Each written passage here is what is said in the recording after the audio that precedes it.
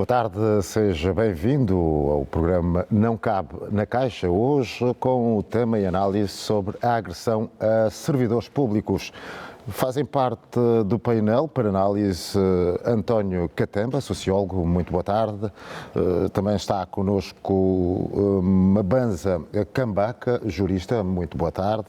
E Batista Monteiro, diretor, portanto, do DNRH, ou melhor, DNRH do Ministério da Saúde. Muito boa tarde. Boa tarde, obrigado. Entretanto, para uma breve introdução, a agressão a servidores públicos compromete a autoridade legítima do Estado, portanto, quando observado cuidadosamente, esta ação condenável, seja professores, médicos ou ainda juízes, polícias, jornalistas ou parlamentares, verifica-se a violação dos direitos humanos e a qualidade dos serviços públicos. Esta mesma violência contra funcionários públicos que acarreta consequências em termos sociais, institucionais, legais e económicos, tais como, portanto, fragilização das instituições públicas, demonstra, portanto, os profissionais, desmotiva, no caso, os profissionais, reduzindo assim a qualidade de serviços, viola o Estado de Direito e os direitos humanos, cria trauma, insegurança psicológica, gera custos económicos, sociais elevados, entre outros males. Assim sendo, vamos às questões e começo já aqui com, portanto, pelo sociólogo António Catemba. Quais as principais consequências desta violência contra os servidores públicos, na qualidade de servidores públicos, no caso em Angola? Ok, muito obrigado. Antes de mais, saudar aqui meus colegas do painel e os telespectadores que agora estamos a acompanhar, não é? Com relação a essa matéria, a agressão de funcionários públicos, de funcionários na administração pública, é um assunto antigo e recorrente nesses últimos anos. Basta ver alguns agentes, principalmente, temos alguns grupos-alvos que têm sofrido muito com relação a essa temática. Tem a ver com relação ao primeiro grupo, que aqui poderia classificar como os profissionais de saúde, e aqui temos um representante bem representado, o digníssimo Dr. Batista, do Ministério da Saúde, os agentes da Polícia Nacional também, e professores. E os outros vêm mais, mas esses três, na minha classificação, na classificação que faço, os três são os grupos-alvos que normalmente têm sofrido agressão. No caso, os mais lesados. Os mais lesados. Vamos lá ver. Essa questão é antiga, como disse a Benício, é antigo e é recorrente nesses últimos anos. É um assunto que, por um lado, é reflexo daquilo que é a questão da ética e moral. E nós aqui nesse espaço temos discutido aqui muito o assunto fundamental aqui da ética e moral, que precisamos robustecer aqui a questão da ética e moral, porque isso passa na questão de fragilidade de moral, né? Fragilidade de valores, não é verdade?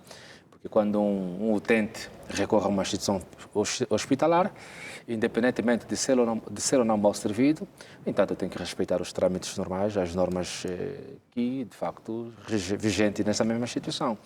Infelizmente, nós temos verificado profissionais de saúde que têm sido agredidos de forma muito contundente.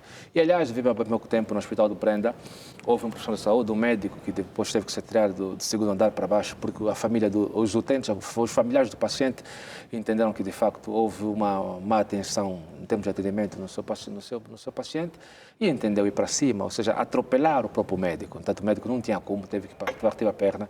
E, no entanto, é um assunto muito grave que nós temos estado a discutir aqui nesse espaço, que a questão do valor aqui é fundamental. E nós precisamos fazer um trabalho muito grande que diz respeito aos valores. Aliás, são essas questões do que diz respeito à violação da norma, quer jurídica ou norma social, à violação de qualquer direito costumeiro ou direito constitucionário de qualquer comunidade. Portanto, os valores aqui são muito assentes. E vocês, enquanto televisão, têm feito um serviço muito árduo. E nós aqui, enquanto comentaristas aqui nesse espaço de televisão, temos estado a chamar aqui a atenção à sociedade civil e os órgãos de comunicação, os órgãos de saúde e de educação, de maneira que possamos robustecer, porque a gente, esses últimos anos, últimos tempos, estamos a verificar uma certa fragilidade daquilo que diz respeito aos valores. Os valores são fundamentais no que diz respeito à posição de qualquer indivíduo. Então, nós temos que estar munidos de valores. E os valores não se aprendem só na escola, como sabe, aprende-se em casa, aprende-se na rua também, não é? Há valores que de facto aprende-se na rua e de facto também são agradáveis, de forma informal e de forma formal, que é em casa ou na instituição que é a escola. E nós aqui temos chamado a atenção aqui ao Ministério da Educação, de maneira que na sua grelha curricular possa robustecer a disciplina da educação moral e cívica, não é? Quando digo robustecer, com mais conteúdos fundamentais, de maneira com que possamos estar muito atentos no que diz respeito a esse quesito. Basta ver. E aqui estamos a falar de valores, toco muito essa questão de valores e ética e moral, porque é fundamental hoje, quando nós entendemos que o Estado faz a construção de algum determinado património, uma obra, e o cidadão entende pinchar ou estragar esse património, então diz respeito a valores. Se quer falar de alguém que entende agredir um profissional de saúde ou um professor que está em seu serviço, então isso não faz sentido. E, aliás, vocês há tempos também passaram uma matéria, dois cidadãos que, de facto, estavam a xingar dois policiais em serviço e, aliás, nesses últimos tempos é para dizer que, de facto, o Tribunal tem dado resposta no que diz respeito a esse quesito de cidadãos que, de facto, prevaricou a lei. Claro, e estamos a falar aqui de uma autoridade, na verdade, que é alguém que está aí para manter a proteção e a segurança social dos cidadãos. Portanto, não podemos aceitar quando o cidadão entende, independentemente do agente policial ter uma postura indecorosa com o cidadão, devemos respeitar a farda, não é? respeitar o Estado. Então, nesse quesito, nós aqui chamamos sempre a atenção dos cidadãos para que, de facto, quando assim ocorrer, recorrem aos órgãos mais próximos da Polícia Nacional, à fiscalização, e apresentarem uma queixa, e o mesmo ser responsabilizado pelo facto de estar munido com a farda, representar o Estado e usar o abuso de poder, ter outros comportamentos não permitidos por lei e que depois uma base poderá dar mais esclarecimento no que diz respeito à norma jurídica com relação àqueles cidadãos que, de facto, violam os princípios fundamentais que estão consagrados nos instrumentos do ordenamento jurídico, os princípios fundamentais do ponto de vista da eticidade, moral, de valores, e que, de facto, não devem ser permitidos. E aqui, deixa aqui para já terminar isso aqui nesse ponto, para estar falando com meus colegas do painel, deixa frisar aqui que há bem pouco tempo, há 6 meses atrás, vocês também tiveram a amabilidade de reportar esse caso, e nas redes sociais foi muito comentada, e aqui eu refiro-me à questão de 4 agentes da Polícia Nacional. E aqui, quando falamos aqui de valores de agressão, não é só do cidadão normal para com a autoridade, também tem havido de autoridades para com a autoridade. Refletir aqui a questão de 4 agentes da polícia que, de facto, estavam a arrastar um outro polícia que supostamente estava em estado de embriaguez, e o comandante entendeu que eles tinham que lhe retirar do lugar onde estavam e foi arrastado até a esquadra mais próxima. E o pior disto tudo ainda filmado. Filmaram, e para vermos até que ponto a questão dos valores, não vamos olhar aqui para a questão do cidadão, mas também nós, enquanto autoridade, onde digo nós, quem é autoridade, também temos tido determinados comportamentos falsos que, de facto, é contra a moral pública. E lembrar que, de facto, na altura, o Comando-Geral da Polícia Nacional tornou público e sancionou os mesmos agentes da Polícia Nacional. Não foram expulsos, mas foram desprovidos de patente. Então, são esses comportamentos fundamentais que a gente deve fazer com que a sociedade possa ver, porque hoje falar de educação também são comportamentos, porque a educação faz-se com modelagem. E esta modelagem que nós vamos fazer, sendo figura de referência, para que, de facto, as pessoas que estão a nos ouvir, que estão a nos ver, nós, enquanto representantes do Estado, temos autoridade e que devem respeitar. E, neste quadro, aqui quero pontuar de forma positiva, o posicionamento da Polícia Nacional no que diz respeito a este comportamento que os próprios polícias tiveram diante do outro polícia, que supostamente estava embriagado. Então, são questões fundamentais que nós temos que começar a olhar com olhos de ver e aqui pontuar o posicionamento do Comando-Geral no que diz respeito à sanção desses aplicada em função daquele comportamento. Em função do comportamento que tornou-se público viral nas redes sociais e, de facto, nós comentamos aqui nesse espaço também e condenamos esse tipo de prática e, entanto, esse tipo de ação deve ser levado avante de maneira que os cidadãos possam ver que, de facto, estamos num Estado de direito democrático, não é verdade? Independente dos nossos direitos e garantias fundamentais que estão consagrados na própria Constituição, no entanto, nós devemos saber aonde chegam os nossos direitos, né, e respeitar as instituições. E quem está nas instituições são os profissionais de saúde, estão os agentes da Polícia Nacional e outros funcionários que também, o caso, por exemplo, os agentes da ENDE, por exemplo, há bem pouco tempo, outros agentes da ENDE que, de facto, em missões de serviço, foram altamente atropelados por cidadão com um comportamento altamente desviante. Quer dizer, E esse tipo de prática, nós não podemos ser não podemos ser eufemistas no que diz respeito ao cumprimento da lei. E o Mabanza, meu amigo Mabanza, vai dar mais esclarecimento nesse quesito. Então, o Estado tem que usar o seu ius imper e fazer com que as normas que estão escritas devem ser cumpridas. Muito bem, antes mesmo vou querer ouvir qual será a opinião, portanto, Batista Monteiro, em termos de qualidade de serviço, até que ponto é que isto lesa e influencia de forma negativa a qualidade de trabalho? Ok. Nós queremos agradecer o convite e saudar os nossos colegas do painel.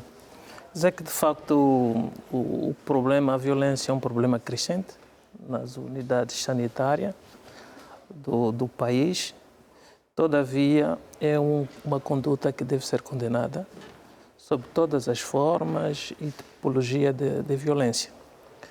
Os cidadãos devem entender que os profissionais de saúde são parceiros, têm a missão de salvar vidas e nos momentos mais especiais, no momento que eles mais precisam, os profissionais estão aí para lutar com a população, de modo que possamos salvar vida, diminuir a dor e restaurar então a saúde da população. Em relação à preocupação, devemos entender que vários fatores podem contribuir para essa violência, mas, como disse o nosso colega do painel, independentemente dos motivos, elas devem ser condenadas. A população deve entender que as unidades sanitárias não funcionam com princípio de chegada. As unidades sanitárias funcionam com princípio de urgência. Com certeza. Alguns podem chegar primeiro, mas os profissionais da saúde vão atender os mais graves primeiramente. Mas todos que ocorrem às unidades sanitárias, de facto, devem merecer a assistência necessária, porque é responsabilidade dos profissionais para salvar a vida. Nesse aspecto, também devemos entender que podem ocorrer vários problemas, como, por exemplo, da comunicação. Às vezes a comunicação não é assertiva, o utente não tem a informação em tempo oportuno, então pode criar alguns ruídos e pode levar, de facto, à violência.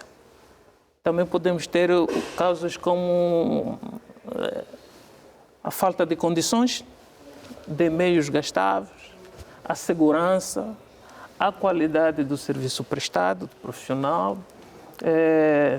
Também podemos ver aqui a falta de humanização, a empatia, a compaixão com os utentes.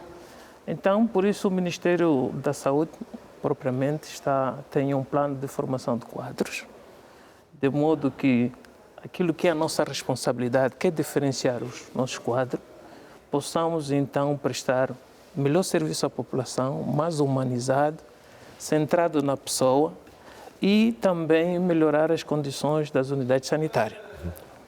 Mas outro grande fator também, como disse o colega no início, tem a ver com a educação para a saúde da população. A violência, temos histórico de guerra, temos condições sociais desafiantes, todavia é uma preocupação de todos trabalhar sobretudo do Ministério da Educação, das famílias, das igrejas, de facto para podermos moralizar a sociedade. Os profissionais, quer da saúde, quer da educação, ou todos os agentes públicos, estão aí em representação do Estado para garantir que a sociedade funciona com normalidade. E não devemos entender que apenas nós temos direitos, devemos entender que os outros também têm e temos obrigações. Enquanto estivermos na sociedade ou recorrermos às instituições do Estado para obter algum serviço, devemos sempre cumprir as normas, independentemente de quem somos, da urgência que temos, porque estes profissionais estão aí para atender às nossas necessidades. Então, num primeiro momento, eu gostaria de fazer essas considerações. Muito obrigado. Portanto, eu agora vou querer ouvir uma banza Cambaca, muito bem. Portanto, A nível da qualidade de trabalho, de serviços prestados nestas condições e atendendo a esta prática que assemelha-se um pouco à justiça por mão própria, como é que a lei vê o que é que a lei prevê concretamente para este tipo de atitudes? Muito boa tarde, caríssimo jornalista. Muito boa tarde aos meus colegas de painel. Também, não menos importante, estendendo as saudações aos nossos telespectadores. A pergunta que faz é importante para a compreensão profunda do tema. Para então esclarecer essa questão do ponto de vista jurídico, Certo. começamos por esclarecer o seguinte: quem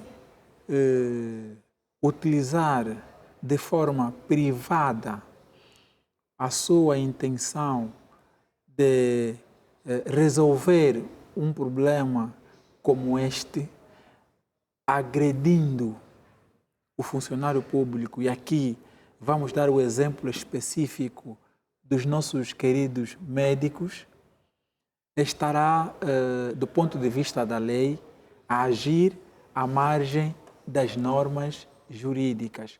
Ou seja, estará uma pessoa a fazer justiça com as suas próprias mãos, ou com as mãos próprias. E é, do ponto de vista da teoria do direito civil, considerada justiça privada. E a justiça privada, fazer a justiça privada, no nosso ordenamento jurídico, é proibido, nos termos do artigo 1º do Código do Processo Civil. Ninguém deve, por si, praticar a justiça de forma privada. O que isso quer dizer? Quer dizer que, se nós entendermos que devemos denunciar uma prática de outrem que achamos ser praticada, no caso, a conduta, à margem da lei, ou se entendermos que a conduta de outrem não está, portanto, a beneficiar ou está a prejudicar-nos, ao invés de partirmos para a agressão, o que seria fazer justiça por mãos próprias, devemos nos dirigir às entidades competentes que o Estado incumbiu a responsabilidade de assim prosseguir para, no entanto, que estes órgãos, nos termos da lei, consigam ultrapassar estas dificuldades ou este problema, consiga resolver o problema que aflige o particular. E se este particular, mesmo assim, sabendo que é proibido por lei fazer justiças com as mãos próprias e mesmo assim parte contra um funcionário público, e no caso do exemplo que demos, um médico, um policial e um outro funcionário público, estará então a praticar condutas, não é, descritas por lei como crime. E estamos a falar então concretamente do crime de ofensa grave à integridade física. Este crime é consagrado nos termos do Código Penal, no artigo 160 e 161. O que significa que esta pessoa que assim estiver a agir estará suscetível de responder ou ser responsabilizado criminalmente por este ato. E por que vai ser responsabilizado criminalmente? Porque o Código Penal define que quem praticar este ato ou quem agir desta forma está a praticar o crime de que eu há bocadinho me referi. E porque nos ordenamentos jurídicos os códigos penais prevêem prevêem de forma taxativa e tipológica os crimes ou as condutas, não é, que devem ser consideradas crime, se apurar que de facto um determinado cidadão terá praticado esta conduta e o terá feito por sua livre vontade, O dolo. exato, aqui o dolo, A intenção. exatamente, então deve ser responsabilizado criminalmente. Bom, é verdade que ao se verificar esta conduta, e aqui nos leva a refletirmos sobre os elementos da infração criminal, que primeiro deve haver uma ação humana dominada por vontade e que esta ação humana dominada por vontade deve ser típica. Deve ser típica significa esta conduta, esta ação deve ser uma ação descrita como crime por uma norma do Código Penal, no Previamente caso, tipificada. exatamente, e que esta ação, que é também típica, deve ser ilícita, portanto, deve ser censurável do ponto de vista social. E que esta ação típica e ilícita deve também ser culposa.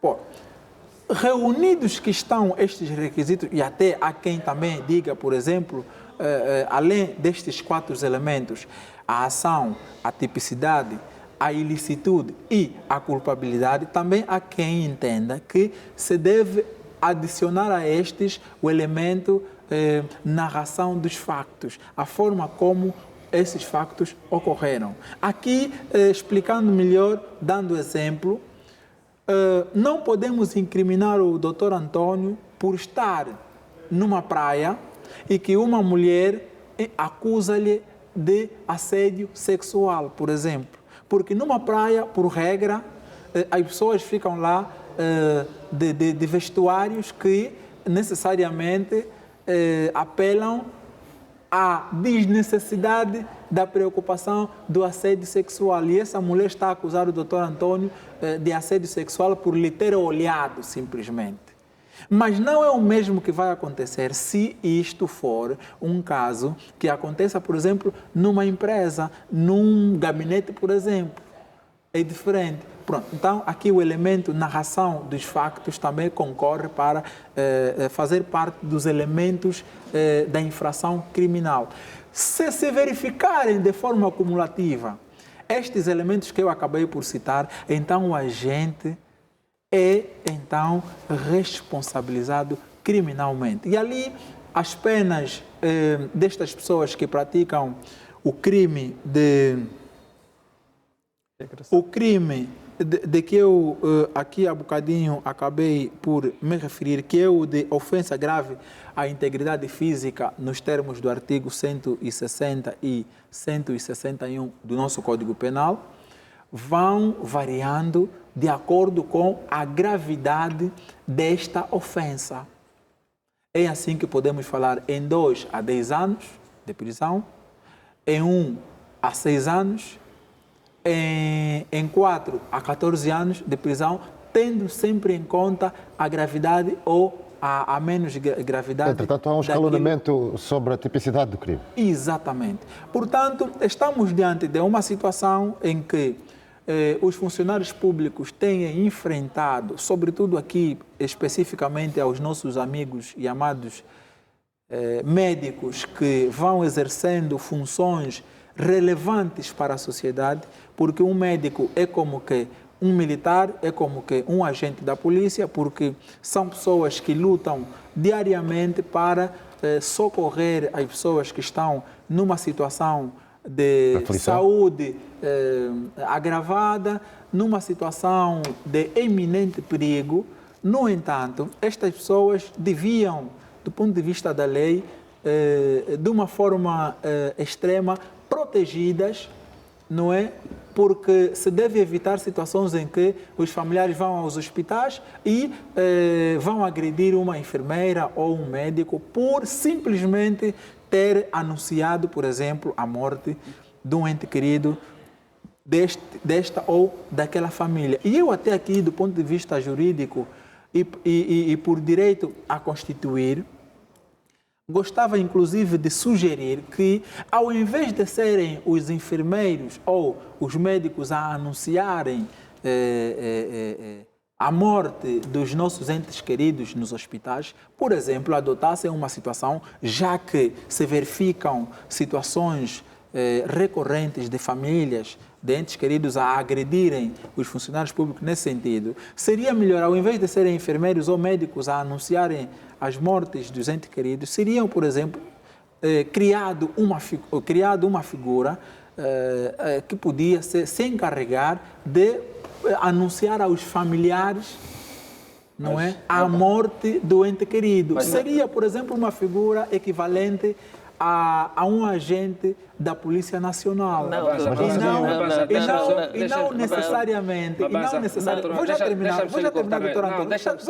Vou já terminar, até porque já falei muito. Vou já terminar. A não que seja, por exemplo, um médico ou uma enfermeira, pela segurança destes técnicos. Mas assim, doutor, vou já dar um minuto. Primeiro, não é bem verdade que são os médicos, há casos que funcionam que os médicos aqui aconselham. E aqui quero pontuar de forma positiva o Ministério, na pessoa da Ministra da Educação, está fazendo um excelente trabalho no setor. Da saúde, da saúde. E, aliás, criou um novo paradigma, um novo setor, que é a Direção Nacional da Ação Social, que antes não tinha, para robustecer os serviços de humanização dentro dos hospitalares. Sim. Ou seja, os gabinetes de utente. Sim. O gabinete de utente. E normalmente nos hospitais, quer nível secundário e terciário, na verdade, existe o gabinete de utente. Sim. E por norma lá tem especialistas, psicólogos, sociólogos, pessoas ligadas à ação social, que normalmente estão na maternidade. Normalmente quando uma nossa irmã vai dar à luz, tem algumas mulheres que de facto entram em gravidez, entram de forma muito não agradável. Uma situação de risco. Então tem que haver uma intervenção de uma psicóloga, um psicólogo, que é para não entrar com uma depressão. Uma depressão pós-parto. Então há essa figura, e há casos até que normalmente quando esse tipo de situação chamam essas figuras que é para dar a informação a título de aconselhamento. Se o paciente falecer, chamam o familiar, então tem esse gabinete de apoio que normalmente chama a família e vai preparar a família e de maneira que possa lhe transmitir essa informação. Há casos, mas são casos isolados que normalmente, salvo nos hospitais de nível primário, né, que são os centros de saúde, que o paciente lá morre, no entanto, quem tem de passar a formação tem de ser mesmo um enfermeiro, o técnico que lá esteja no técnico profissional de saúde. Agora, no hospital secundário e terciário, dada a sua dimensão do ponto de vista de infraestrutura e não só do administrativo, já temos, nesse quesito, nós estamos bem, já há essa figura, né? E por outra, esta nova Direção Nacional da Ação Social, que a própria Ministra agora levou para a Direção Nacional, depois o Batista poderá explicar com mais exatidão, está a passar, está a usar para a competência, mas pronto. Não faz mal. Pois é, então, não, temos que reconhecer, isso é um ponto positivo. Nesse quesito, nós estamos a crescer. É bem verdade que o Sistema Nacional de Saúde hoje não é o desejado, não é que a gente esperava. E gradualmente nós temos robustecer o setor da saúde, com investimento, com mais infraestrutura. Precisamos melhorar em termos de mais materiais gastáveis, mais isso, mas gradualmente estamos a melhorar nesse quesito. Agora, nesse quesito, eu devo confessar que aquilo pontuado de forma positiva, estamos melhorando nesse quesito, e esse gabinete de ação social vai nos dando formação face à fragilidade que tem ocorrido, porque nós vamos aqui nos perguntar, mas por que é que a família do paciente entra sempre em colisão, em choques, em pancadas com os médicos? É como sabe, a física nos diz, toda ação tem uma reação. Com certeza. Então, independentemente, e aqui disse bem o Batista, independentemente dos nossos profissionais de saúde terem uma postura boa ou má, claro, nós não temos que agredir. Aliás, temos outras formas, outras vias que é para poder informar o comportamento deste indivíduo, deste profissional de saúde que comportou-se mal. Mas, de qualquer forma, temos que reconhecer, sim senhor, aqui nesse quesito, que nós não estamos muito bem do ponto de vista dos serviços de humanização. Os profissionais de saúde precisam aprender também. precisam compreender que quando entram, há casos, sim senhora, que não devemos deixar de lado, que alguns profissionais de saúde não têm tido uma conduta adequada, uma conduta agradável à luz do paciente. No entanto, não faz sentido quando um familiar leva o seu paciente no hospital e o técnico que está lá na recepção manda à espera, quer dizer, o paciente está arrasca, mas está a mandar esperar, já deveria ser levado lá na sala, diante do profissional de saúde, para dar a devida assistência. Então, são esses comportamentos, são esses tipos de comportamento que têm provocado a agressão. Porque nós temos que olhar por que ocorrem as agressões. Porque não é qualquer cidadão que sai da sua casa, chega no hospital e está a fazer confusão. É verdade, temos, mas boa parte dos casos tem sido algum comportamento de alguns profissionais de saúde que têm tido uma conduta não agradável à luz daquilo que são os princípios da humanização que o Ministério tem feito gradualmente, de maneira que nós temos que ter essa postura. E aqui nós podemos recorrer à lei número 26/22, de 22 de agosto, no seu artigo 6, né? A lei onde foca os princípios gerais da função pública. O primeiro princípio do interesse, do interesse público, o princípio da ética e da deontologia profissional, o princípio da igualdade, o princípio da responsabilidade, o princípio do rigor, o princípio da moralidade e o princípio da urbanidade. Ou seja, do ponto de vista daquilo que é a norma jurídica, nós temos um conjunto de preceitos fundamentais que lá estão caracterizados, mas Banda citou aí alguns, não é? E bem, não é? Que nos regula do ponto de vista do comportamento. E qualquer comportamento não agradável à luz da sociedade civil que viola a norma interna da instituição hospitalar, no entanto, deve ser responsabilizado. O problema é que algumas vezes, não é? E aqui temos que chamar sem atenção que o tema é a agressão aos funcionários públicos. Não é? O foco é este caso. Temos que alertar aqui as pessoas, os cidadãos, que de facto, quando recorre a essa situação, nós temos gabinetes onde o cidadão, quando sentir-se deslizado, que o seu direito fundamental não foi tido nem achado, assegurado, claro, recorre. E é através desse princípio que o próprio Estado tem essa norma jurídica, os princípios gerais da função pública, não é? Que o cidadão deve cumprir. Agora, precisamos chamar assim a atenção aos cidadãos que devem fazer com responsabilidade, devem ter consciência de que, pese embora alguns momentos o próprio Estado, em alguns casos, tem sido eufemista no que diz respeito à implementação da lei. Isso temos que reconhecer e que é um facto. Porque, normalmente, viver em sociedade requer respeitar as normas sociais, quer jurídicas e sociais. E essas normas foram criadas por nós. E se foram criadas por nós, em detrimento de qualquer comportamento desviante que os cidadãos vão tendo face ao contexto. Nesta perspectiva, o Estado, a alguns momentos, tem sido muito eufemista no que diz respeito a questões das sanções.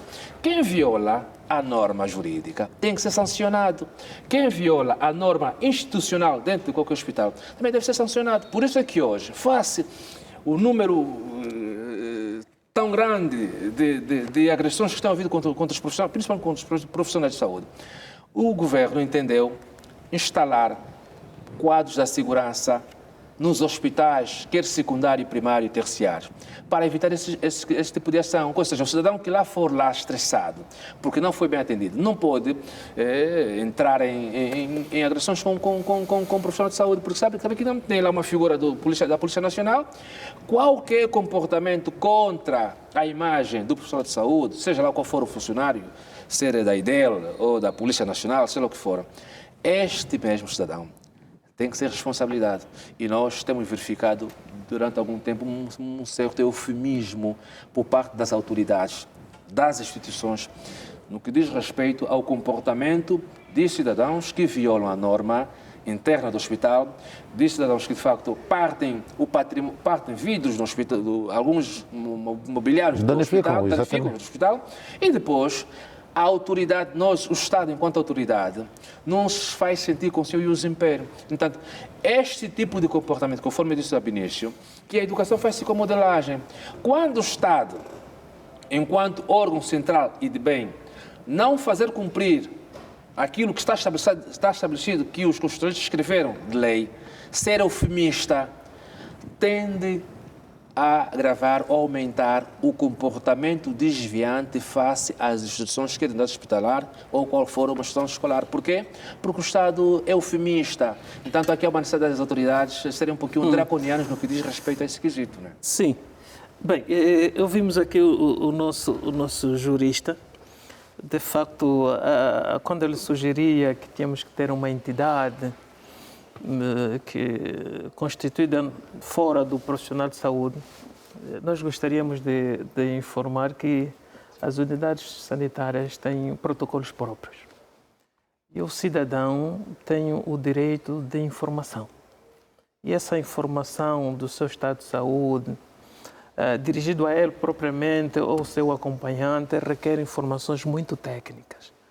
E, como dizia o colega, em alguns casos muito sensíveis, que precisam de ser acauteladas, analisado o estado psicológico, porque nem sempre nas unidades sanitárias os desfechos são favoráveis. Então, é preciso ter essa cuidado necessária. E as instituições, a partir de 2018, as instituições sanitárias foram massificadas e quase todas elas, a nível secundário e terciário, temos o chamado gabinete de utente, para atender às reclamações, às críticas, às sugestões e mesmo também denúncias da parte dos cidadãos, dos profissionais de saúde. Este é um órgão ideal para que aquele utente, o seu acompanhante, sentir que os seus direitos foram lesados, a assistência não correspondeu às expectativas, devem se dirigir a esses gabinetes de utente, onde são constituídas quer por psicólogos clínicos, temos sociólogos, assistentes sociais, profissionais preparados para então prestar ajuda necessária.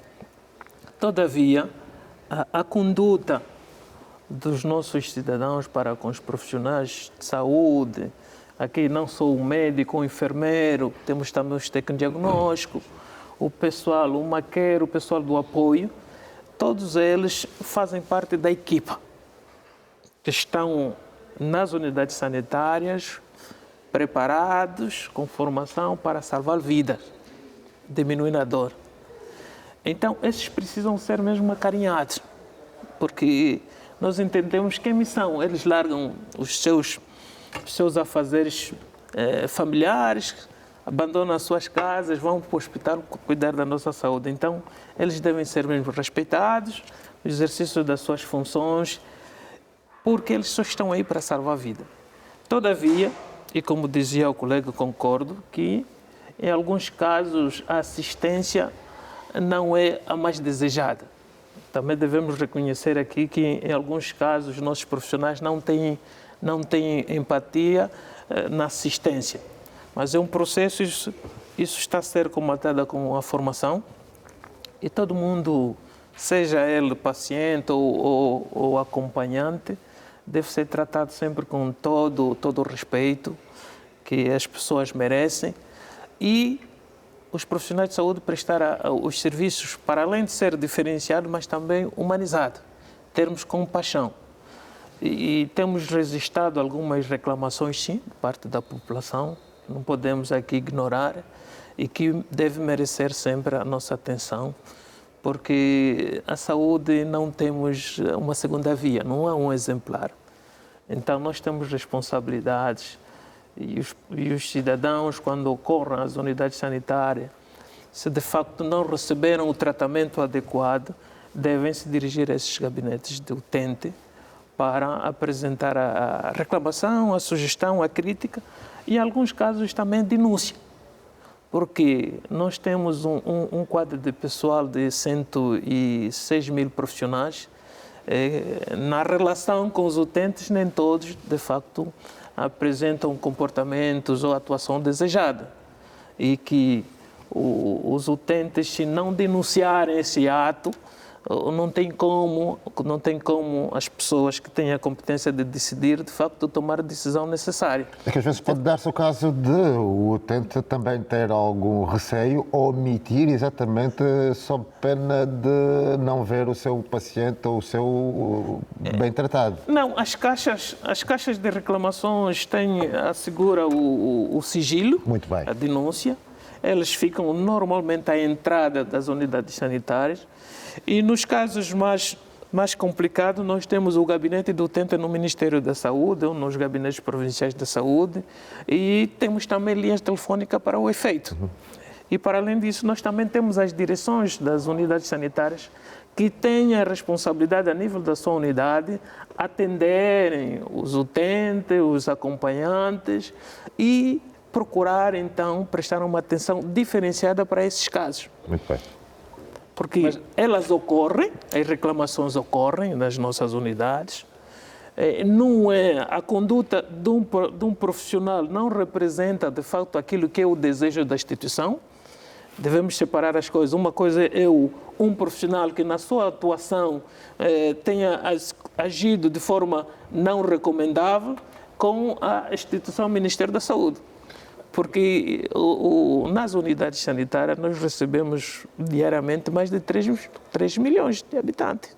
Mas, doutora, nesse quesito da comunicação institucional, eu penso que o Ministério só deve procurar melhorar no que diz respeito a esse quesito. O Ministério, enquanto órgão de linha, depois vem os nossos sanitários por baixo, deve procurar melhorar nesse quesito. Falou bem, e concordo, subscrevo o que disse, da questão das reclamações que tem havido, e é recorrente quase todos os dias. As reclamações ocorrem porque algumas vezes os nossos hospitais, há carência de medicamentos, há carência de alguma coisa, e o cidadão insatisfeito vai reclamando, não é verdade? E às vezes essa reclamação acaba por insurgir-se com um profissional de saúde, que também não é responsabilidade dele, ele apenas só está aí para servir. E quando há fragilidade no que diz respeito aos medicamentos, e não só, cabe o órgão de linha, que é o Ministério da Saúde, proporcionar condições para que, de facto, os profissionais de saúde possam dar serviço a esse quesito. Por isso é que, normalmente, nós temos verificado os grupos que respondem pelos médicos, enfermeiros, com as manifestações, com as greves. Porquê? Porque alguma coisa não vai bem. Então, temos que reconhecer isso. Então, alguma coisa não vai bem. E é bem verdade que, gradualmente, o Ministério da Saúde vai fazer alguma coisa. Isso... E eu disse aqui do serviço que a senhora ministra tem feito, que diz respeito a... Está fazendo um serviço excelente, os hospitais estão a aumentar, os serviços, principalmente o terciário, os hospitais de especialidade estão a aumentar. Aliás, o governo está a fazer alguns hospitais. Isso é um foco, mas também temos que olhar no que diz respeito à eficácia dos serviços, não é verdade? E falou aqui da linha telefônica. Qual é o cidadão que a senhora está aqui a nos ouvir que sabe dessa linha telefônica? Essa linha telefônica, aí falou bem, tem uma linha telefônica. Tanto, e quando eu refiro-me na questão do melhoramento da comunicação institucional, é isso que disse. Tem uma linha telefônica, o cidadão quando foi ao hospital, não é? Seja lá qual for a caracterização do hospital, primário, terciário ou primário ou secundário, não é? Tem que sentir-se satisfeito, porque o cidadão paga as suas contribuições para a manutenção da pessoa que aí está. No entanto, e quando, algumas vezes também, as unidades sanitárias, a assistência é gratuita. Sim, não, sim, algumas vezes os nossos irmãos que estão lá nos gabinetes de utentes, algumas deixam a desejar. Temos que reconhecer isso. Deixam a desejar, não têm paciência, daí que a necessidade que eu falei aqui da questão dos serviços de humanização serem bem robustecidos, de maneira que, porque o profissional de saúde tem que ter empatia, tem que ter paciência. Porque nós quando recorremos a uma instituição hospitalar, já com o nosso filho doente, os neurônios, a tensão já está por cima e algumas vezes descontrolamos. Então tem que haver esse autodomínio do porte profissional em receber o familiar, acomodar, e aí vem a intervenção dos homens do gabinete do utente, o assistente social, o sociólogo, o psicólogo, que é para acalmar o seu estado psicoanímico, o seu estado psicoemocional. Então, nós temos que melhorar nisso. No que diz respeito à questão telefônica, seria bom, e como está aqui, talvez partilhar, confluir esse telefone, para que o cidadão que está lá em casa nos ouvir essa hora saiba que, de facto, afinal de contas, quando nós formos a um hospital, não adianta eu entrar em choque com um profissional de saúde. Temos uma linha telefônica, é nacional, e aqui como proposta de melhoria. Poderiam talvez, o Ministério abrir linhas, agora faça a nova DPA que o país que nós temos, não é? Abrir linhas telefônicas que sejam provinciais ou municipais, Quem está no Nambuangongo, por exemplo, liga lá no Nambuangongo, não precisa ligar aqui para a Nacional, porque esse número que disse talvez seja nacional. E como sabe, ligar para o telefone, muita gente talvez até ligada. Então, criam essa dinâmica para melhorar a comunicação institucional, porque hoje sente-se o desencanto por parte de alguns cidadãos com relação aos hospitais. Então, para que isso ocorra, vou já terminar. Portanto, mesmo de forma sucinta, estamos... Vou já terminar. Com certeza. Manel, o Ministério, neste caminhar que está a ter bem, não é? Procura estar próximo do cidadão. O cidadão tem que se sentir confiante que, de facto, temos um Ministério que está próximo de nós, criou a linha telefônica, então por que não fragmentar a nível provincial ou municipal, de maneira que o cidadão sinta que, de facto, os seus direitos fundamentais que estão na Constituição estão a ser cumpridos, estão a ser respeitados, porque às vezes não basta só falarmos com a retórica que estamos a fazer, mas precisamos dar sinal de alguma coisa, de maneira que o cidadão sinta que, de facto, não há esse divórcio, ou seja, precisamos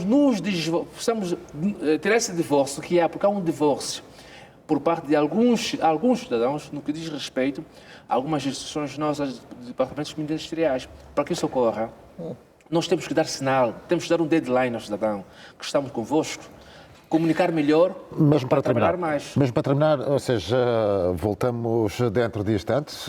Para si, caro telespectador, até já, vamos para um breve intervalo. Conto consigo de regresso.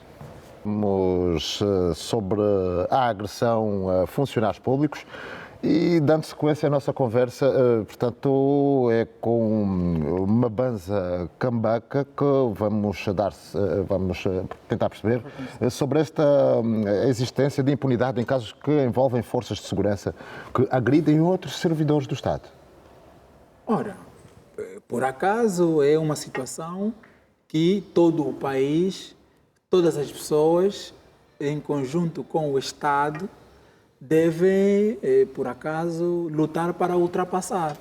Existem, sim, situações em que colegas entram em vias de factos, pessoas que se acham estar acima de colegas entram, inclusive, em via de factos, praticando os crimes a que nos referimos no início.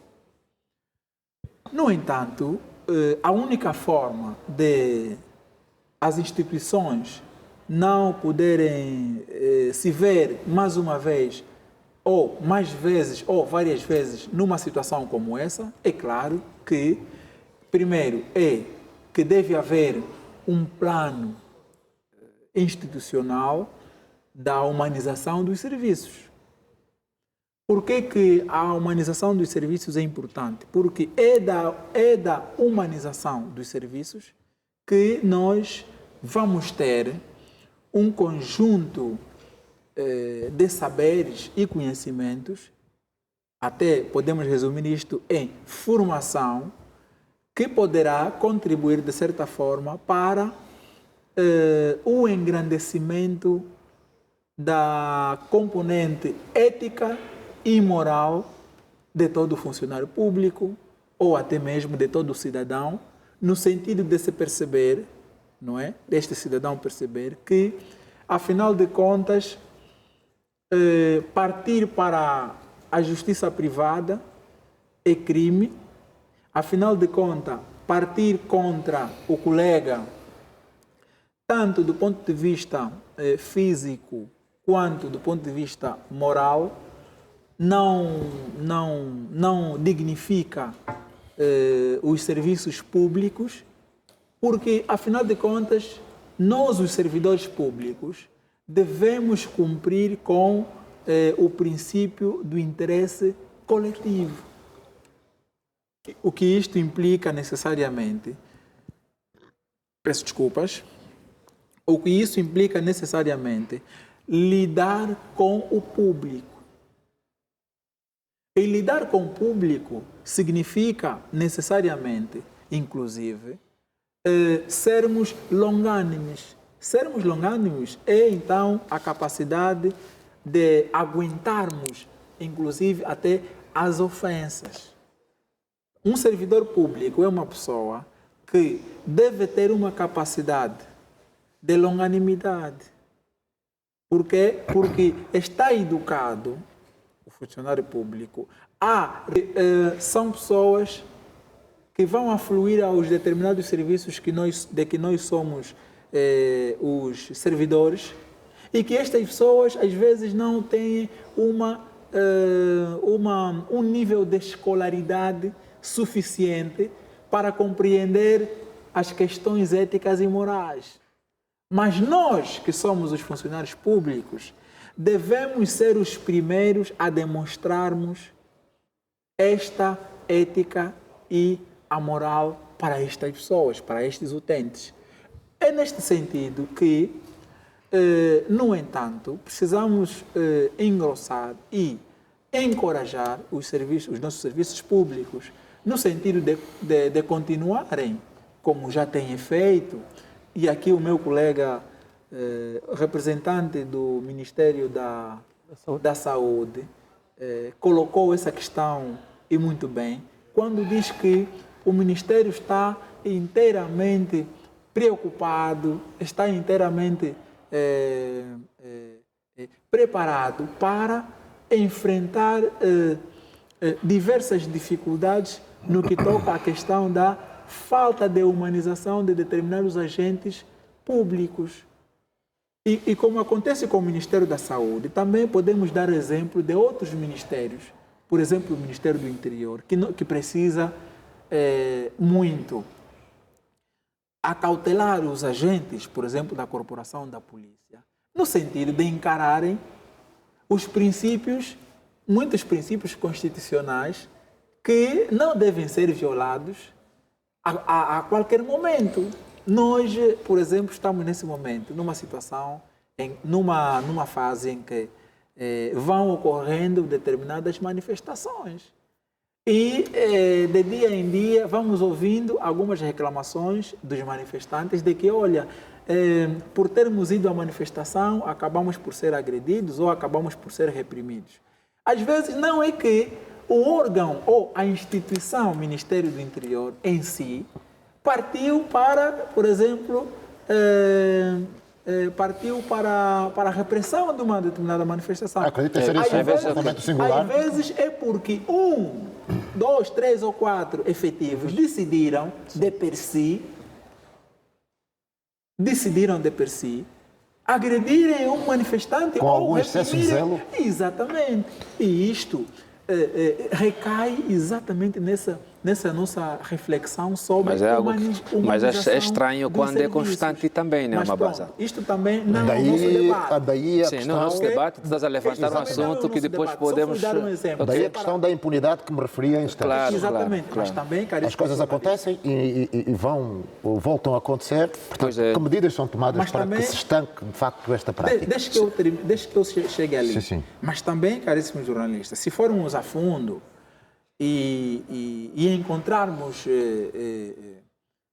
e procurarmos saber se de facto essas pessoas ou estes agentes públicos têm sido responsabilizados ou não, vamos encontrar que, na sua maioria, são, por acaso, responsabilizados. No quesito que é manifestação? Por exemplo, eu, do ponto de vista do Ministério da Saúde, tenho verificado determinados médicos e enfermeiros a serem responsabilizados por atos que eles praticaram, ou por estar a fazer uma cirurgia, ter cometido erros, ou por estar a medicar um paciente, terá cometido erros. Isso é muito normal que ocorra nos tribunais, e eu, na qualidade de advogado, estou sempre a verificar essas situações. Ou, do outro lado, estamos sempre a verificar agentes da polícia, da corporação da polícia, estarem a ser culpabilizados, inclusive indiciados, julgados e condenados, ou absolvidos, depende do seu grau de culpabilidade. Exatamente, por atos que eles tenham praticado. E isto é uma realidade, ninguém pode aqui dizer que eles não são responsabilizados. Aqui talvez a pergunta jornalística, e que é muito importante porque acende um debate, segundo a qual quid iuris sobre a impunidade. É claro que é uma pergunta jornalística, mas no fundo, se formos a procurar saber se de facto existe esta impunidade, vamos chegar à conclusão de que não existe. Agora, é verdade que existem determinados casos em que, por descuido de alguma investigação que não tenha ocorrido bem, por inexperiência de algum instrutor processual, ou algum descuido que tenha ocorrido nas vestes de um superior hierárquico para fazer a fiscalização de atos do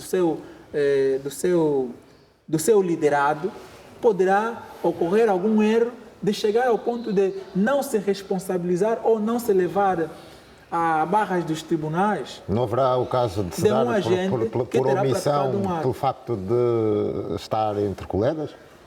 Também recai Mas exatamente nessa questão da impunidade. Sempre vai recair nessa questão da impunidade. certo. Porque este sentimento de querer ajudar o colega, por ser colega, não denunciarmos o colega, até também concorre para um crime.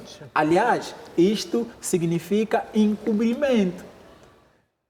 Do ponto de vista processual, se uma banza estiver a ser processado e se descobrir que o meu colega, o doutor Batista, terá, numa determinada fase do cometimento deste crime, de que eu hoje sou arguido, encobertado um ato, automaticamente também vai ser responsabilizado na qualidade será arrolado o processo. Exatamente. Ou de cúmplice ou de encobridor. Mas, Manelo... Ora, vou terminar, doutor Antônio. Doutor Antônio gosta de falar muito e é muito bom, gosto de ouvir a falar. Mas queria só terminar o meu raciocínio. Em qualquer dos casos, meu caríssimo jornalista e bom moderador, tem havido responsabilizações. Agora, devemos também aqui chamar a atenção para, por exemplo, nos casos em que ocorrem essas questões de encobrimento ou cumplicidade, devemos que encorajar as pessoas que estiverem na frente de uma instrução processual ou de uma direção ministerial, de um departamento ministerial.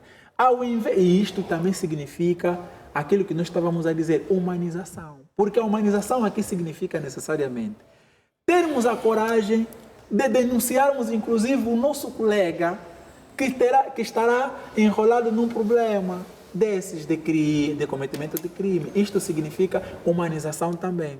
Porque nós não vamos só dizer que humanização significa atender bem o utente quando chega no banco de urgência, termos de mostrar apreço, simplesmente mas isto. Mas aquele leque todo de conduta é multidimensional. O conceito, aliás, o conceito de ser muito abrangente. Faz parte, exatamente. Mas, no fundo, o que nós queremos dizer é que a humanização também passa no sentido em que cada um ser vigilante do outro.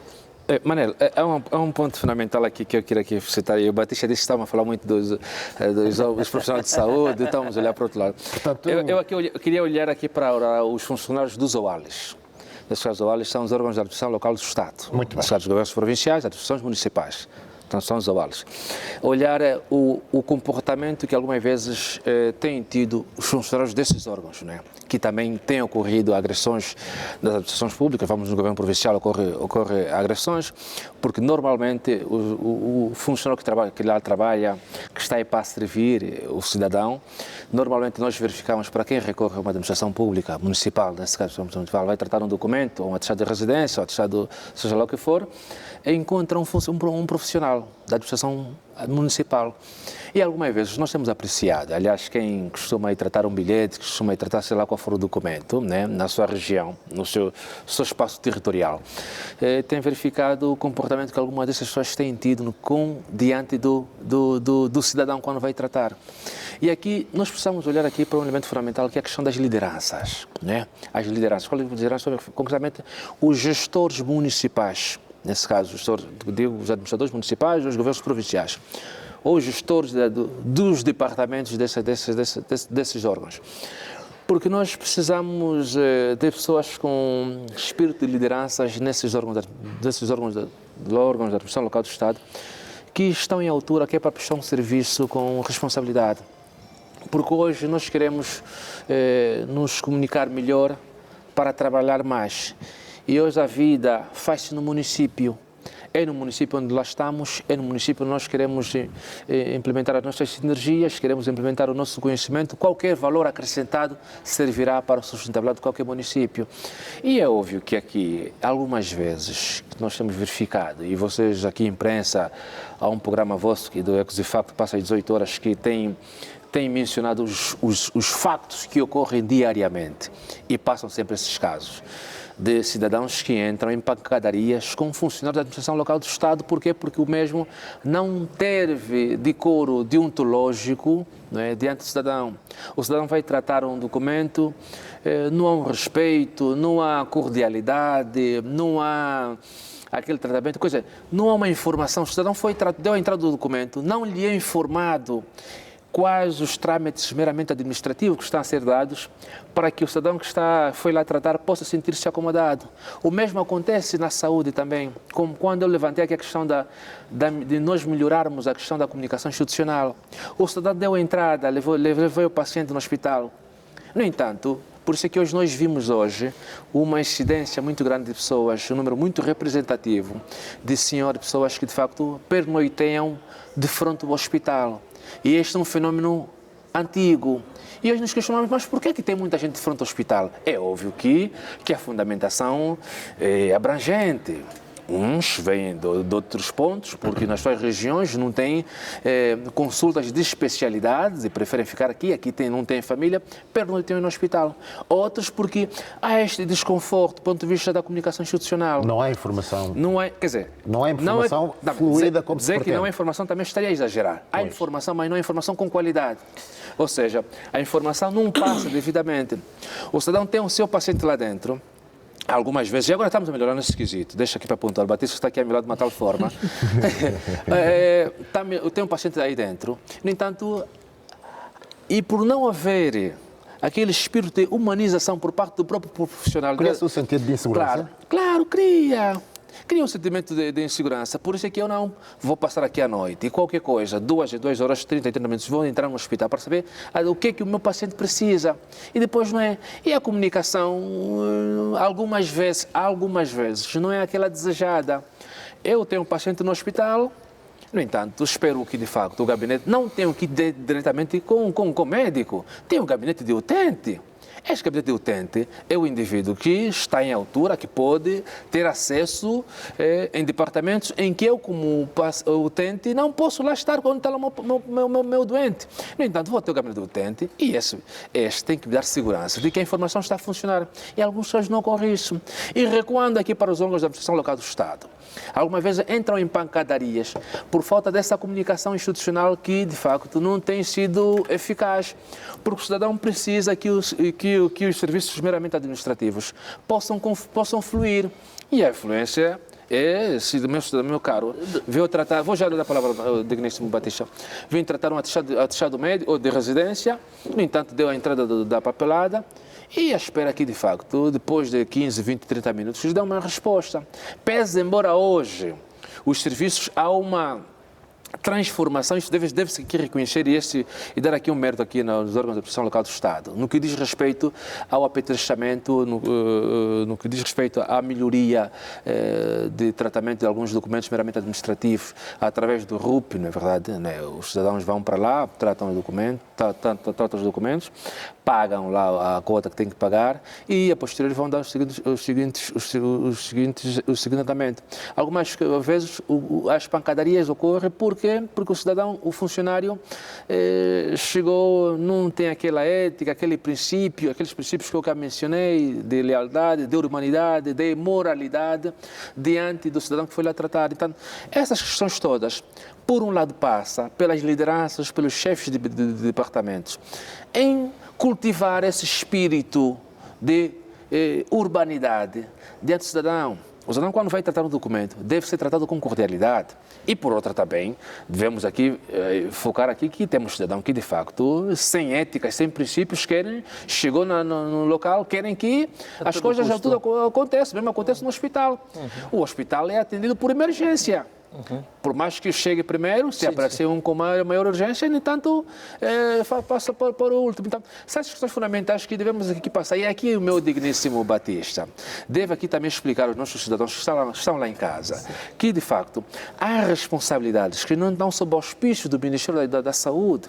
Há responsabilidades que não são repartidas. Há responsabilidades que estão sob o auspício dos órgãos da administração local do Estado, que são os governos provinciais ou as administrações municipais. Então, passa esse esclarecimento. E a questão do número que falou, então o cidadão tem que sentir que, de facto, há esta aproximação dos serviços.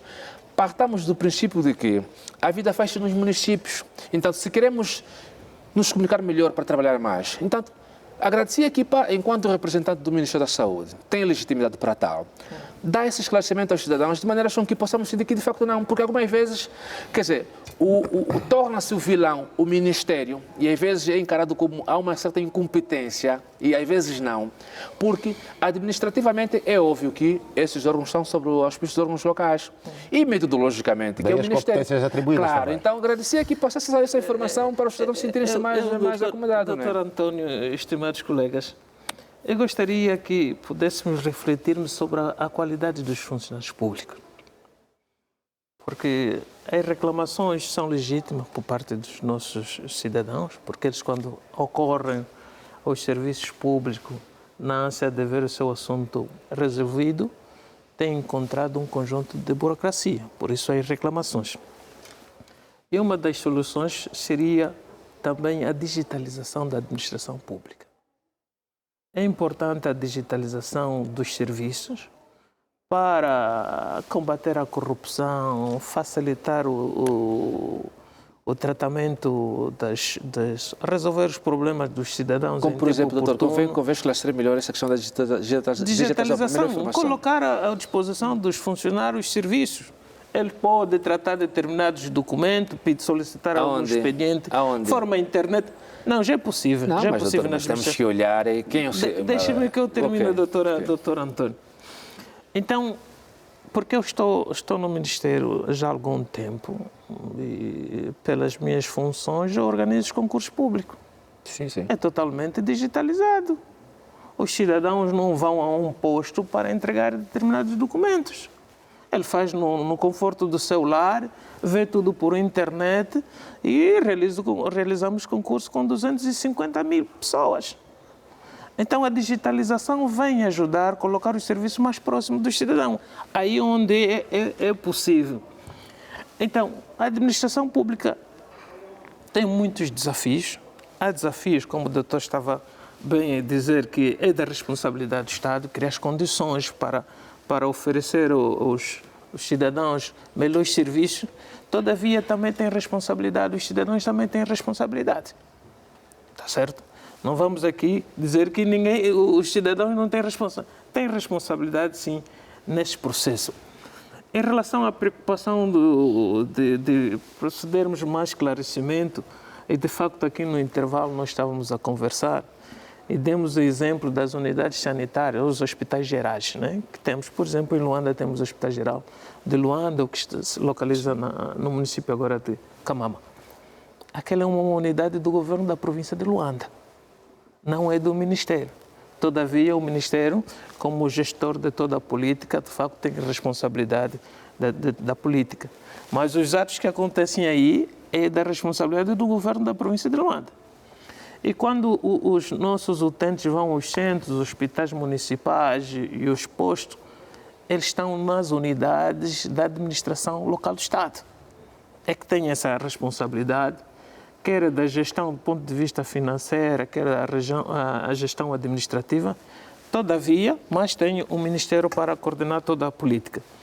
Então, o esforço do Ministério é que reconhecemos que, de facto, existe esse problema, e esse problema precisa ser tratado, é um processo, e a nível do Ministério está a fazer formação do quadro, para que eles possam, de facto, ter competências necessárias para prestar serviços diferenciados e humanizados, mas, sobretudo, que eles, na sua atuação, atuem com empatia, com compaixão, com responsabilidade, com imparcialidade, para que nós possamos, então, transmitir essa segurança aos nossos concidadãos.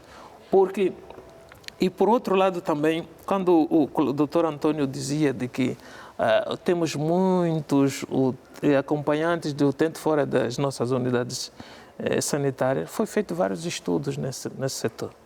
O problema é muito mais profundo. É sociológico, é antropológico, sim, sim. certo? E até mesmo também financeiros. Sim, sim.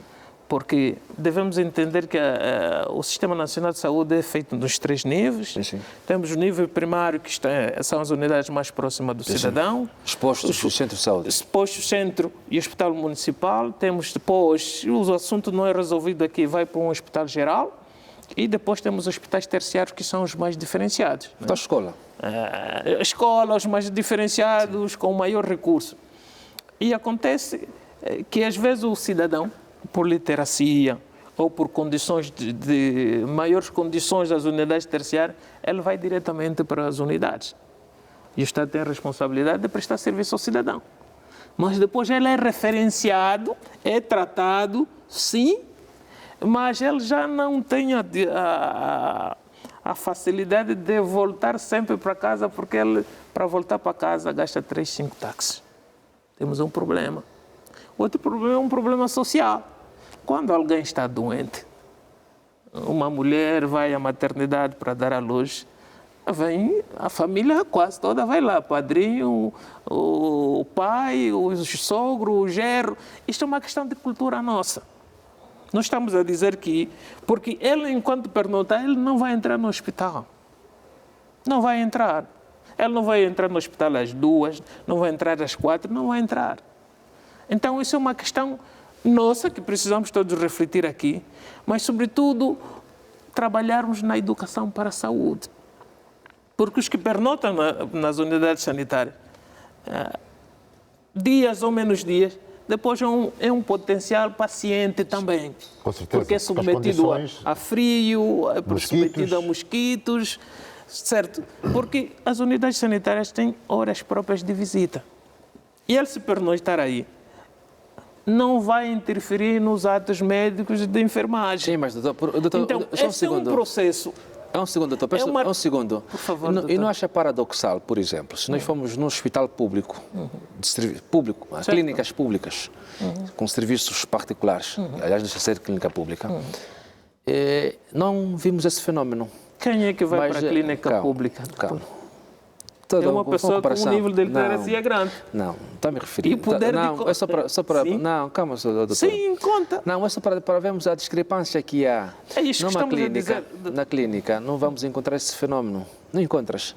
Na pública você encontra esse fenómeno. Não. Às vezes não é porque, é bem verdade, falou da questão antropológica. Há um sentimento de pertença muito grande entre nós quando temos um paciente, um ente querido no hospital. Há uma tendência dos familiares mais próximos lá estarem para prestar aquele apoio, né? Mas para noitear é aquela questão de quererem sentirem que de facto... Doutor Antônio, sim. A comparação é injusta, muito injusta, porque as clínicas não têm as mesmas responsabilidades, não prestam serviço na dimensão que uma unidade pública presta. Prestam serviços muito... Sim, e o nível de literacia das pessoas que frequentam isto é diferente. As unidades públicas, elas são gratuitas, acessível para todos. Mas algumas coisas não é questão de nível de literacia, doutor. Não, a questão, às vezes, não é questão de... Então, quantas vezes nós temos nos pacientes no hospital e ficamos lá pernoitear, doutor? A questão, às vezes, é óbvio que alguns casos... O doutor não vai pernoitear no hospital. Doutor, o doutor vai perguntar no hospital para fazer o quê, doutor? Aqui vamos entrar aquela questão antropológica. O doutor vai intervir nos atos. Porque nós não confiamos. Doutor, vou dizer uma coisa. Eu vou lhe confessar uma coisa. Sim. Eu já passei a noite no hospital. Porque quando eu entrei no hospital, senti que as coisas não estavam... hospital? Não adianta dizer, doutor. Convém não dizer uma questão de ética, convém não dizer. Hospital público. Passei a noite fora do hospital. Por quê? Porque quando fui ao hospital, senti que as coisas não estavam bem. E que havia uma necessidade de eu manter pernoite no hospital para que 30 minutos, uma hora, ir para lá para saber até que ponto ser os cuidados da pessoa que lá estava. E às vezes, quando vamos ao hospital, passar uma noite no hospital, não podemos descredibilizar as pessoas que passam a noite no hospital porque querem passar a noite no hospital. Ninguém vai passar a noite no hospital. Por um lado, é óbvio que aquelas pessoas que de facto prometem literacia, aquelas pessoas que não têm dificuldades vêm do interior, econômicas. passam a noite no hospital. Mas há casos de pessoas letradas que não confiam nos serviços. E ontem, as coisas estavam pior, doutor. Estavam pior. E hoje, gradualmente, é uma evolução positiva. Temos que reconhecer isso. E houve também uma redução, sim, no que diz respeito à afluência, às pessoas perguntarem no hospital. E é uma questão fundamental mesmo, é a confiança. Que é do ponto de vista de comunicação institucional, o enfraquecimento da comunicação institucional. Porque o profissional de saúde não quer informar com verdade no utente. Então, o utente Não, o sente-se... profissional de saúde não pode mentir. Claro. Então, imagine só. Nem prometer. O meu paciente precisa, então é normal. Então, quantas vezes vocês, órgãos de comunicação social, fizeram reportagem de casos dessa natureza? É normal quando tem um paciente lá está, precisa de um antibiótico, não tem um antibiótico. Estou me referindo nos hospitais de nível primário, por exemplo. Não tem um antibiótico. E às vezes tem que me chamar durante a noite, o quadro clínico pode alterar. E antropologicamente falando, eu como nós africanos, angolanos, temos um sentimento de pertença muito grande. Não vou me sentir bem, sei que o meu ente está no hospital e eu estou em casa, Certo. porque sei que é um serviço público. Aliás, partindo do princípio de que os serviços gradualmente estão a ser melhorados. E hoje há um certo enfraquecimento. Um momento sobre a base, vou já dar a palavra, vou já terminar. É um certo enfraquecimento no que diz respeito a esse quesito, no que diz respeito à questão de medicamentos, que às vezes não tem, às vezes tem, às vezes não tem. Então não tem como, doutor. Então essa questão é muito complexa. Pois, É complexa essa questão. Eu gostaria que voltássemos, por exemplo, a questão sobre a confiança que vai-se tendo em função desta violência perante a população sobre as instituições. Ok, muito boa pergunta, mas antes que eu responda, queria só aqui situar o nosso colega, o Dr. Antônio, que estava aqui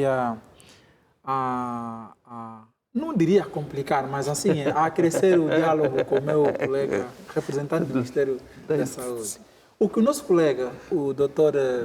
Batista está a defender, do ponto de vista formal e sociológico, é que não é uma regra, necessariamente, que as pessoas saiam de casa para pernoitarem nos hospitais. Certo. Agora, ele não está a querer dizer que não ocorram situações em que as pessoas tenham estado lá, às noites. Espera aí, não é regra como as pessoas vêm passar a noite no hospital? Explico-me, doutor. Não é regra por quê? Quer dizer, não é o normal que as pessoas saiam de casa para que vão até o hospital e chegar lá, podem ficar lá a pernoitar como se fosse algo legislado ou que algo normal. Isso não, isso está fora de questão. Pois é. O que ocorre é que acontecem determinadas situações em que as pessoas, ao invés, depois de terem chegado com o seu paciente no hospital e recebido pelos nossos médicos ou por pessoas que assim a lei permite que elas cuidem ou assistam o nosso paciente, a pessoa, decidem de per si pernoitarem, inclusive até fora, na porta ou no portão dos hospitais. Mas isso não é a vontade da direção ou do hospital. Não, isso não é vontade, é confiança, uma base. Isso é confiança. Agora indo já na pergunta do nosso caríssimo jornalista. Bom, é o seguinte.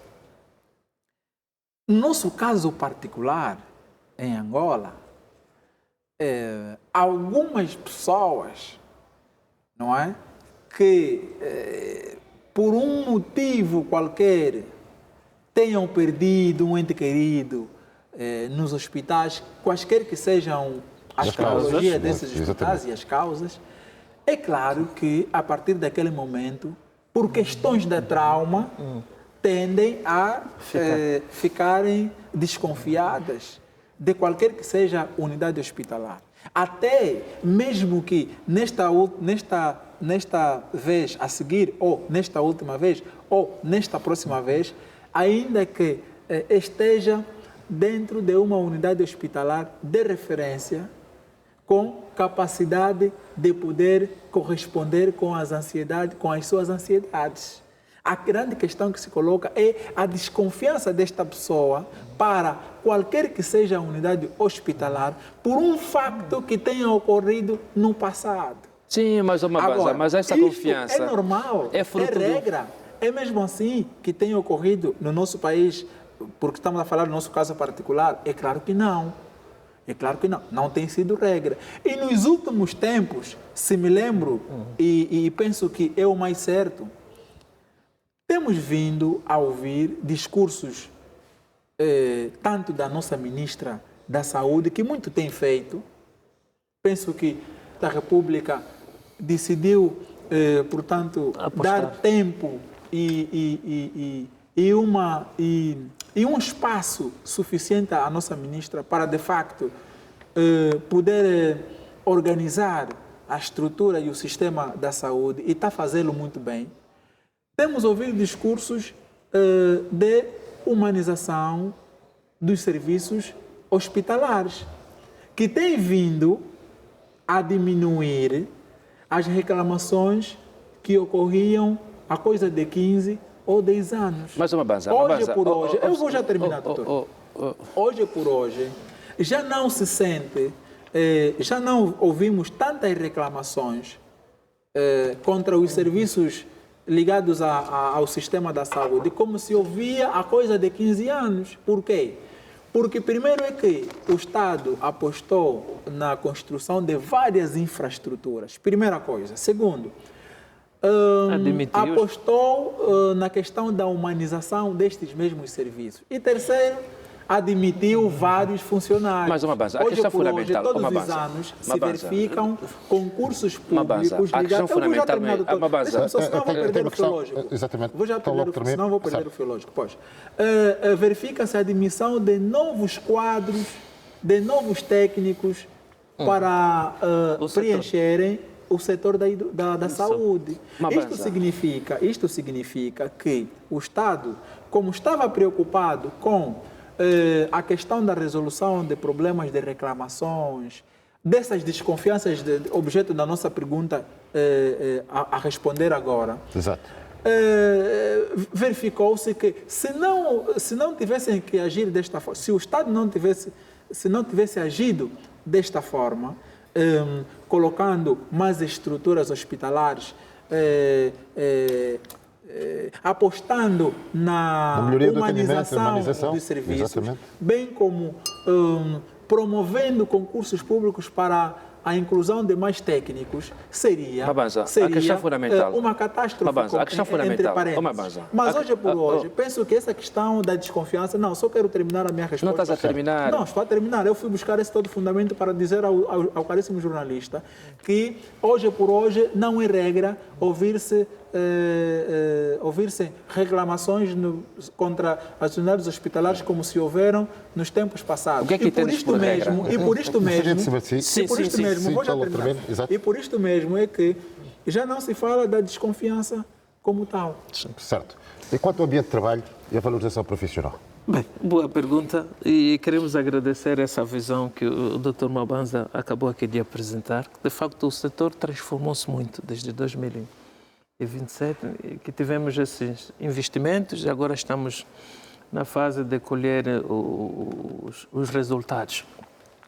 É de facto que, apesar de estamos nessa fase, ainda persistem alguns desafios, como é normal, mas eles vão sendo ultrapassados na medida das nossas capacidades. Sobretudo com a formação dos profissionais de saúde. Aqui é importante essa ferramenta. O setor tem um programa de formação de quadro até 2027, que prevê-se formar e especializar 38 mil profissionais.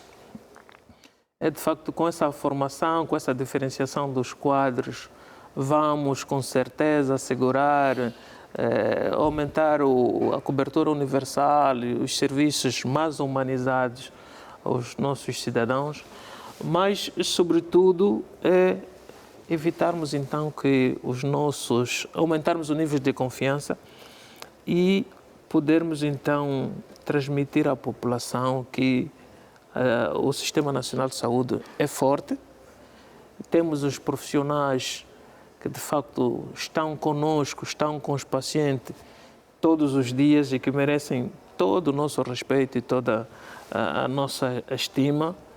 Reconhecemos que alguns, de facto, na sua atuação têm um ou outro caso, temos assistido à reclamação, porque hoje também o nível de reclamação dos cidadãos e a forma como eles reclamam dos seus direitos também são diferentes, mas pensamos que estamos muito, muito bem comparativamente ao período anterior. De facto, persistem ainda algumas zonas cinzentas que carecem de trabalho. Precisamos também de conseguirmos melhorar, encontrar outras formas de financiamento das unidades sanitárias para garantirmos que todas as unidades sanitárias possam ter os medicamentos, os funcionários tenham as condições de trabalho e também possamos, então, valorizar os nossos profissionais através de um pagamento mais justo dos salários. Então, tudo isso faz parte de um processo que o Ministério tem e temos todo esse apoio por parte do Executivo. Esperamos que o setor, brevemente, com a formação de quadros que está a ocorrer, vamos ter as unidades sanitárias, de facto, a prestarem serviço mais humanizado, mais diferenciado à população. Atendendo ao nosso tempo, estamos mesmo já... É um ponto fundamental. Exatamente, aqui, gostaria que fosse de forma sucinta para... Não me perceberam. Eu subscrevo o que os colegas disseram parcialmente, no que diz respeito ao investimento. Hoje o país está com mais de 13 hospitais da dimensão de especialidade. São 25. 25, né, a nível do território nacional. Há um investimento grande, robusto, isso há, claro. Mas o fundamental aqui, por que não olharmos? Porque são despesas que o Estado vai ter a nível do ROTE, os recursos ordinários do Tesouro. Não, doutor António, saúde das pessoas não podem ser despesas. Não, calma só aí, deixa eu terminar. A questão fundamental... Não, deixa-me só terminar. Não, deixa-me só terminar. Do qual me refiro, precisamos. Porque há um outro elemento fundamental que a gente deve atuar aqui, é a prevenção, doutora. A prevenção. Hoje temos muitas valas de drenagem abertas, solo aberto. E não é que são grandes fábricas de potencialidade de mosquito. Não é verdade? Sim. Mas uma questão de racionalizar a despesa. Olhamos para a prevenção, porque a saúde é prevenção. Saúde e alimentação, tudo quanto nós comemos reflete-se na saúde. Por que não criamos um programa específico, com proposta de melhoria? Programamos um programa específico. Até o governo professor de Luana está a fazer um programa, tinha um programa, o governador Manuel Homem, de limpeza de forma trimestral das valas de drenagem, que estão a ser abertas. Temos muitas valas de drenagem abertas que foram construídas ontem, e que hoje deveria sofrer um processo de restauração. Por que não olharmos para isso? Porque o Estado precisa racionalizar as despesas naquilo que é a ROTE, recursos ordinários do Tesouro. E, no entanto, como são recursos ordinários do Tesouro, precisamos agora saber gastar. Porque senão vamos continuar a fazer, depois aquilo que é a prevenção, que é fundamental, porque a saúde é prevenção. E a prevenção o quê é? É dizer para o digníssimo Batista, na tua rua tem os cojos d'água, os charcos d'água, então usa Sim, mas, doutor, estamos mesmo já... Usa o mosquiteiro, vou já terminar, usa o mosquiteiro. Temos mesmo de concluir. Estou a concluir já, Manel. E passava já as medidas para soluções e prevenção. Claro.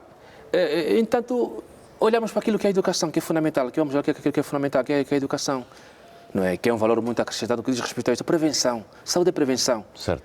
Vamos lá para a prevenção, porque se nós nos prevenirmos no que diz respeito a esse quesito, usar um mosquiteiro, evitar os charcos d'água, a questão das valas, vamos reduzir aquilo que mais mata em Angola, que é malária, depois da sinistralidade. A malária. Então, são questões fundamentais. Não, mas vocês tocaram num ponto. Não, o doutor apenas está fazendo um reparo. Estamos mesmo a terminar. Vocês tocaram num ponto que é fundamental, na verdade. Vou terminar, Mabaza. Deixa-me terminar. Manel, vou terminar.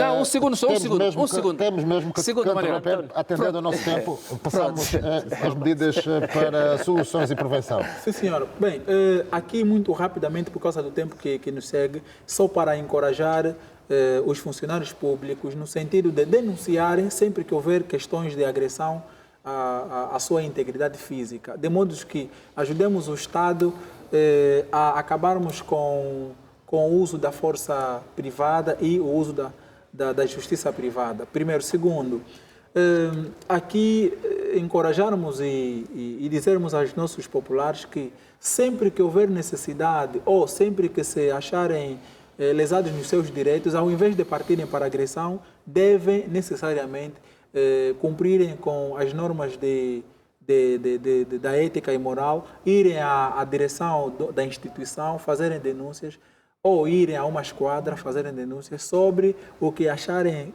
que esteja a ser praticado e que esteja errado. E não partirmos para uma agressão que pode causar situações de cometimento de crimes.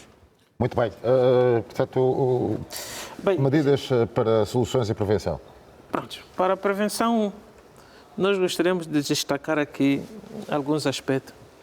De facto, que os nossos utentes e os seus acompanhantes devem, de facto, sempre que se sentirem lesados e, de facto, não receberem a atenção desejada, dirigirem-se aos gabinetes de ética e, naqueles casos em que precisam denunciar, na entrada de todas as unidades sanitárias existe lá uma caixazinha para colocar reclamações, sugestões e também críticas, para que então possam ajudar o Serviço Nacional a melhorar e prestar uma atenção, uma assistência mais humanizada.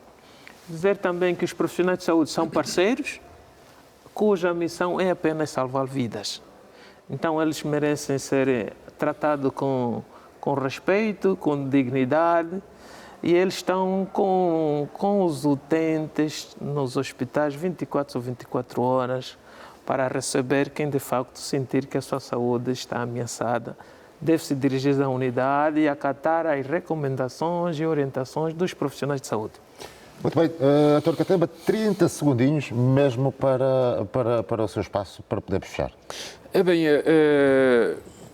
E aqui quero dar um apreço aos funcionários públicos que devem saber que, de facto, existe um conjunto de princípios fundamentais que caracterizam os funcionários da função pública.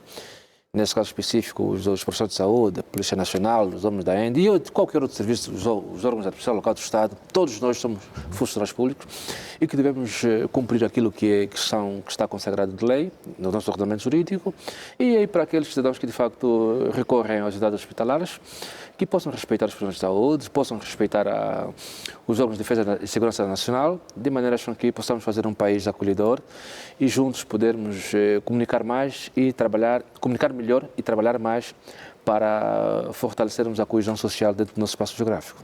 Muito bem, muito obrigado. Faltou nos tempos, isto daria um outro debate. Portanto, ficamos assim esclarecidos sobre algumas situações inerentes à agressão a funcionários públicos, que foi o nosso tema de análise. Hoje, o painel constituído por António Catemba, sociólogo, Mabanza Cambaca, jurista, e Batista Monteiro, do Ministério da Saúde. Muito obrigado pela vossa presença. Esperamos estar juntos numa próxima oportunidade. Muito obrigado. E assim, caro telespectador, portanto, chegamos ao fim deste espaço. Esperamos tê-lo de volta na próxima semana. Até lá, continuação de um bom sábado.